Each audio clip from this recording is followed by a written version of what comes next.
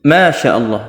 Dalam video kali ini, Ustadz Khalid Basalama menceritakan kepada kita semua bagaimana seharusnya kita sebagai seorang hamba kepada Allah Subhanahu wa taala di dalam mengerjakan amal, yaitu hendaknya lah amalan yang kita kerjakan itu cukup kita yang tahu dan Allah Subhanahu wa taala.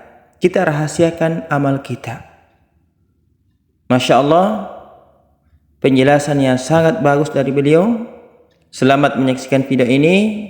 Mudah-mudahan setelah menyaksikan video ini bisa menginspirasi kebaikan buat kita semuanya dan menjadikan kita hamba yang lebih bertakwa lagi kepada Allah Subhanahu wa taala.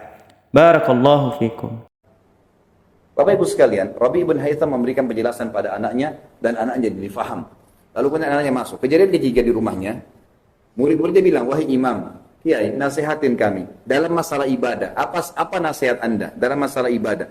Sholat, puasa, apa nasihat Anda?" Kata beliau satu kalimat, maknanya luar biasa, bobotnya sangat luar biasa. Dia bilang, "Alaikum bil asrar." Rahasiakan amal soleh kalian. Itu aja. Udah sholat, malam, diam. Tidak usah diekspos. Ada orang masuk ke kantor kerja, aduh pegel nih. Kenapa? Semalam tahajud. Untuk apa? Untuk apa Bapak Ibu sekalian? Kalau mau diceritakan kepada orang, ada saran saya begini. Kalau mau jalankan silakan. Siapa target Anda untuk diceritakan besok sholat malam, datangin rumahnya jam 2 malam, ketuk, pasang sejadah, nih saya mau sholat, lihat ya. Nggak usah tunggu besok, repot-repot. Ngapain? Gitu kan. Rahasiakan. Kata Nabi Muhammad SAW dalam hadis riwayat Muslim, "Inna Allah yuhibbut taqiyul ghani." Allah cinta dengan seorang hamba yang taqi. Taqi itu patuh sama Allah. Yang diperintahkan kerjakan, dilarang tinggalkan. Yang halal nikmatin, yang haram tinggalkan. Itu orang yang bertakwa. Dan ghani, kaya, suka berinfak, wal khafi, dan suka menyembunyikan, merahasiakan amal saleh. Tolong perbaikin poin ini ya. Saya sering sebarkan di pengajian saya. Kalau mau umroh sama haji, nggak usah pakai alamat acara walimah safar. Tahu nggak apa itu walimah? Ada yang tahu artinya? Ya, makanan, acara makanan untuk orang kawin, nikah. Itu walimah.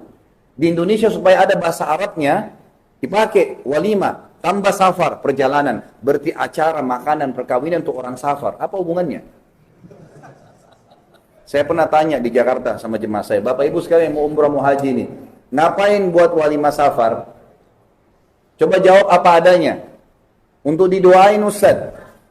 Baik, kalau untuk didoain, Bapak Ibu keliru. Karena yang sedang mau ke Mekah, tempat Ka'bah, kiblat kaum muslimin, tempat diijabah doa, Anda yang doakan orang, bukan minta didoain. Untuk minta maaf Ustaz. Alasan yang kedua, saya bilang dalam Islam Bapak Ibu sekalian, jangan pejamkan mata kita malam hari kecuali sudah minta maaf sama semua orang yang pernah kita buat salah. Karena kalau meninggal ketemunya hari kiamat, gak bisa lagi di sini. Jangan tunggu kalau mau haji atau umrah, gak ada hubungannya. Nabi Muhammad SAW, kiai dan guru kita tidak pernah kalau mau umrah haji, ayo saya mau minta maaf, kumpulin orang, gak pernah. Apa alasan lain? Alasan lain Ustaz, nitipin keluarga. Ada urusannya. Apa pokoknya ditipin keluarga. Lalu saya bilang begini, Bapak Ibu sekalian, apa bedanya antara orang yang buat walimah safar karena mau umrah sama haji dengan orang yang mau tahajud nanti malam, buat undang orang makan siang, lalu dia bilang doain ya saya mau tahajud nanti malam. Kira-kira bedanya apa? Ada bedanya nggak? Nggak ada bedanya. Sama saja. Nih saya mau umrah ya, tahu semuanya. Bahaya ini bisa riak. Kalau perlu berangkat, tidak ada yang tahu. Itu lebih baik. Kalau ada yang tahu pun kontrol, jangan sampai riak. Karena riak itu, sedikit riak habisin pahala semua. Kita lagi nyumbang di masjid nih. Tulis hamba Allah saja. Begitu dibilang haji fulan, haja fulan. Mic-nya kedengaran di rumah. Setan bisikin, tuh nama kau disebut. Iya ya, habis pahalanya. Ngapain? Untuk apa? Harus rahasiakan. Kalaupun ada orang tanya, pura-pura masjid, kamu dari mana? Dari masjid. Niat betul kontrol, memang karena mau jawab saja. Jangan tidak ada angin, nggak apa diceritain. Masuk kantor, kamu puasa nggak? Kamu puasa nggak? Senin Kamis? Enggak, saya puasa. Tuh. Ini nggak ada angin, nggak ada apa. riya, gitu kan. Nggak boleh, diam aja. Abdullah bin Mubarak, ada seorang tabi'in yang lain, kalau dia lagi puasa Senin Kamis, puasa sunnah, gitu kan. Bapak Ibu sekalian, kalau dia kebetulan ada tamu datang ke rumah, dihidangkan makan sama dia yang tidak puasa, lalu kemudian dia bilang, ayo silakan, untuk nunjukin kepada orang supaya tamunya mau makan, diambil sama dia, dimasukin di mulutnya, terus seakan-akan dia ngunyah. Ayo makan. Lalu dia ke belakang rumahnya dibuang. Tetap puasa. Ini enggak, baru sedikit godaan, haus nih, setan bisikin, minum aja, nggak apa-apa kan puasa sunnah, batal lagi. Kendor, ingat ibadah yang kita kerjakan, Bapak Ibu sekalian, ada dua kata kuncinya. Yang pertama harus dipaksakan. Kalau Bapak Ibu nggak paksain nih sholat tahajud, sampai mati nggak bakal tahajud.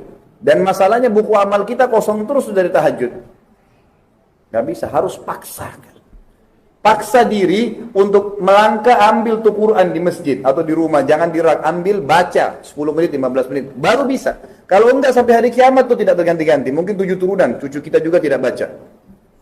Paksain. Sampai kapan Bapak Ibu nggak mau puasa Senin Kamis? Saya tanya, sampai kapan? Karena sunnah, ingat, buku amal, ini poin kedua. Selain dipaksakan, di buku amal kita akan kosong dan tidak bisa diperbaiki. Begini contohnya. Hari Senin Kamis nih, kita rasa panas. Semua orang juga yang puasa rasa panas. Tapi ingat, tidak ada orang mati karena puasa. Gitu kan? Itu hanya kecuali ajalnya datang. Dan maghrib nggak kemana-mana, pasti datang maghribnya. Ini enggak, seumur hidupnya Ramadan aja terus. Itu pun Allah luar biasa keluhannya. Panaslah beginilah, 1 bulan ya. Padahal pahalanya banyak, gitu kan. Kalau Bapak Ibu tidak Senin Kamis, nggak berdosa. Tapi ingat, buku amal kita hari Senin, tanggal 1 Mei misalnya, tidak puasa nih. Buku amal kita hari Senin itu mestinya ada catengan. Puasa Senin Kamis, kosong. Dan biar Bapak Ibu nangis darah, nggak bisa perbaiki sampai hari kiamat. Saya pernah terapkan subhanallah dalam hidup saya, kita berbagi ya. Saya pernah tangkap kisah Sa'id bin Musayyib, seorang ulama tabi'in yang masyhur. Beliau mengatakan tentang dirinya, dan ini tidak masuk riya kalau kita bisa ngontrol ya.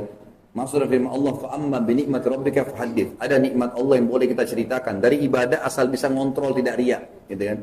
Dia mengatakan, saya menjaga sholat 5 waktu di masjid selama 40 tahun, tidak pernah ketinggalan takbiratul ihram pertama imam. Imam Allah Akbar, dia Allah Akbar. 40 tahun, bayangin. Subuh, duhur, asar, maghrib, isya, di masjid terus. Luar biasa. Ada hadis Nabi apa? Siapa yang menjaga 40 hari takbiratul ihram pertama imam Allah Akbar, dia Allah Akbar 40 hari, dijamin baginya hilang dari sifat kemunafikan.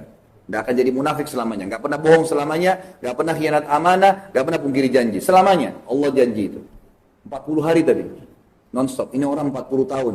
Saya coba terapkan dalam hidup saya. Subhanallah, satu waktu di Jakarta ada tamu saya datang. Waktu itu duhur itu sekitar jam 12:10. Dengan perubahan waktu, saya nggak ikutin perubahan waktu, tiba-tiba berubah jadi 12 kurang 10. Gitu kan? Ada tamu datang, rupanya sudah azan, saya nggak dengar. Sampai jam 12:10 kok nggak ada dengar azan nih. Jam 12:12 kok belum azan. Saya bilang sama tamu, ayo kita ke masjid yuk, kayaknya sudah masuk waktu nih. Saya ke sana, subhanallah, sudah sujud rakaat pertama. Saya bilang perubahan waktu kalau gitu, kita masuk. Begitu saya mau takbir, subhanallah, mau sujud ikutin, walaupun hilang 1 rakaat, saya sempat muhasabah sejenak, beberapa detik. Saya bilang, subhanallah, saya bahkan tidak bisa bilang sama imam, kembali dong ke rakaat pertama, saya mau ikut dari awal. Gak bisa. Buku amal saya sampai hari kiamat, di waktu itu, masbuk 1 rakaat. Gak bisa diperbaiki. Dan ini nanti yang membedakan derajat kita di surga, Bapak Ibu sekalian. Jangan sia-siain amal baik itu. Kalau amal buruk, orang maksiat 50 tahun, taubat Allah bisa ampuni. Amal pahala nggak bisa, amal baik. Jangan sia-siakan. Saya pernah keluar dari taklim di Jakarta, subhanallah. Ada satu ibu, habis taklim, kebetulan azan duhur. Ibu itu bajunya tua sekali sama anaknya. Terus kasih isyarat minta uang. Saya kena takut ketinggalan sholat, gitu kan. Kemudian saya bilang, Bu, sebentar saya sholat dulu ya, saya ke masjid. Selesai sholat sunnah, saya kembali, ibu itu sudah tidak ada. Saya cari-cari, nggak ada. Sampai saya naik mobil saya 3 kali saya putar di situ. Tidak ketemu ibu-ibu. Lalu kemudian saya sempat muhasabah. Saya bilang sama diri saya sendiri, ini penting ya, muhasabah diri sendiri itu penting. Saya mengatakan pada diri saya, subhanallah, oh ya Khalid, mestinya tadi kau keluarkan uang berapa detik sih? Korek kantong kasih. Tapi setan bisa masuk di situ, nanti aja habis sholat. Orang perlu, dia sudah pergi. Dan orang ini mustahil bisa terulang, saya kasih lagi. Buktinya 3 kali saya putar, saya nggak ketemu. Hilang sudah kesempatan. Boleh dapat, tapi dari yang lain. Ini sudah nggak ada. Allah datangkan kesempatan emas untuk beramal saleh. Ini penting.